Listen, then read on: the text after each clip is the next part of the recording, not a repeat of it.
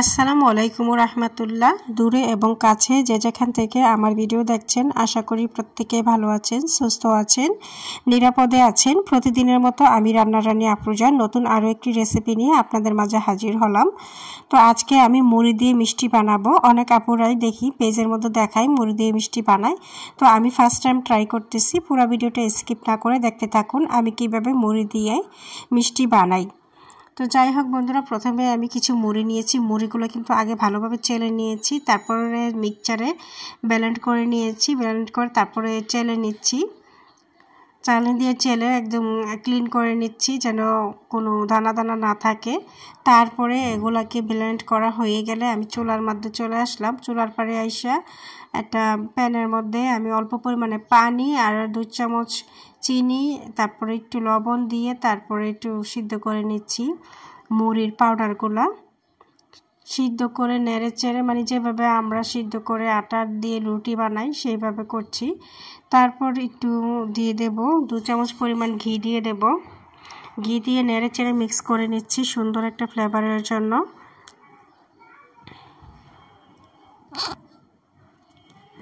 নেড়ে চেড়ে মিক্স করা হয়ে গেলে এখন আমি হাতে মথে নিচ্ছি। হাতে মইতে তারপর দিয়ে দিচ্ছি এখানে 2 চামচ পরিমাণ পাউডার দুধ দিয়ে ভালোভাবে লেটকিয়ে নিচ্ছি।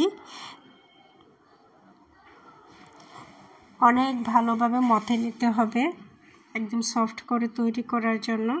তো এখানে আবার আমি চিনির মধ্যে শিরা দেব। এখানে ব্রাউন চিনিটা নিয়েছি 1.5 কাপ পরিমাণ। তারপরে পানি দিয়ে দিলাম 1.5 কাপের সাথে 1.5 কাপ পরিমাণ পানি দিয়ে এটাকে আমি চুলায় বসিয়ে দিয়েছি। তো ভাবছিলাম কি আমি ডিম ছাড়া বানাবো। অনলাইনে আপুদেরকে দেখছি ডিম দিয়ে বানায়, আমার কাছে ডিম দেওয়াটা মিষ্টির মধ্যে ভালো লাগে না।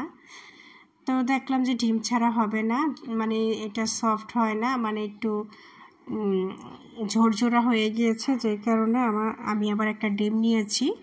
ডিম নিয়ে তারপরে এক এক করে ভাবছিলাম অর্ধেক ডিমে হয়ে যাবে, তা না, ডিমটাকে ভালো করে ফেটিয়ে নিয়ে তারপরে একটু করে দিয়ে সবটা ডিমই আমার লেগেছে।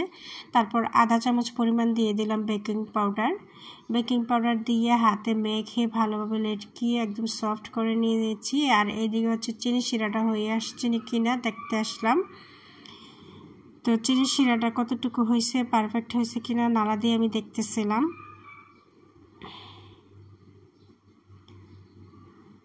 তারপর আসলাম আবার যে এখন মিষ্টিগুলো বানায় নেই। তারপর মিষ্টিগুলোকে বানানোর আগে হাতের মধ্যে একটু তেল মেখে নিচ্ছি, আপনারা চাইলে ঘিও মেখে নিতে পারেন। নিয়ে তারপরে মিষ্টিগুলোকে আমি মিষ্টির শেপ দিয়ে নিচ্ছি। মিষ্টি বানানোর জন্য যে এই ব্যাটারটা তৈরি করেছি সেটা দিয়ে আমি মিষ্টির শেপ করে নিচ্ছি। আশা করি দেখে বুঝতে পারতেছেন।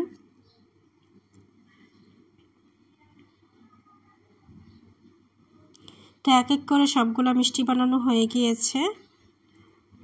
এখন চিনির শিরাটা হয়েছে কিনা চেক করতে আসলাম। পরে মনে হলো চিনির শিরাটা বেশি ঘন হয়ে যাচ্ছে, তাই আমি চিনির শিরাটার চুলাটা অফ করে দিলাম। আর এখানে চলে আসলাম চুলার পারে, আর একটা প্যান বসিয়ে দিলাম, দিয়ে দিলাম তেলটা বেশি গরম করে নেই, একদম কুসুম গরম করছি যেন হাত দিলে হাত সহ্য হয়। বেশি গরম করে দিলে কিন্তু মিষ্টিটা পড়ে যাবে, তারপর ভিতর থেকে কুক হবে না, তাই। এবং চুলার আঁচটা লো মিডিয়াম করে 15 থেকে 20 মিনিট সময় নিয়ে ধৈর্য ধরে আমি ভেজে নিয়েছি। তো প্রথম অবস্থায় ভেজে নিচ্ছি, মনে হচ্ছিল যে মিষ্টিটা ফুলে ডবল হচ্ছে, ভালোই লাগতেছিল। কিন্তু পরবর্তীতে আমার মনটা খারাপ হয়ে যাচ্ছিল যে মিষ্টিগুলো ফেটে যাচ্ছে। এখন মিষ্টিগুলো কেন ফেটে যাচ্ছে, কী কারণে ফেটে যাচ্ছে আমি বুঝলাম না।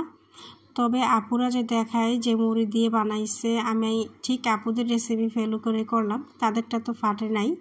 আর আমি যেহেতু ফার্স্ট টাইম বানাইছি, নিশ্চয়ই আমার কোনো ভুল হইতে পারে। তো পাশের ঘরে আপা আবার দেখতেছিল যে আমি মুড়ি দিয়ে মিষ্টি বানাই, সেও নাকি একদিন বানাইছিল। তো সে আবার বলতেছে ফাটলে ভালো, আমিও বানাইছি ফাইটা গেছে, ফাটলে ভালো, শিরাটা ভালো করে শুক করে নিতে পারে মিষ্টিগুলা।